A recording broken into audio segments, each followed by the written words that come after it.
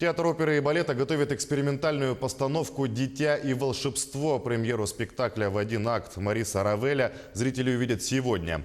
Одними из главных героев необычной постановки станут сами зрители. Они будут присутствовать прямо на сцене и находиться на расстоянии вытянутой руки от происходящего. Сюжет повествует о непослушном ребенке, которого решили перевоспитать обиженные им предметы. Пройдя через испытания, дитя открывает в себе новое чувство – сострадание. В оформлении спектакля используется и детское творчество. Это очень значимая для нас театральная постановка, потому что с этого спектакля мы начинаем новый 2020 год, в котором зрителя ждет калейдоскоп интереснейших театральных премьер.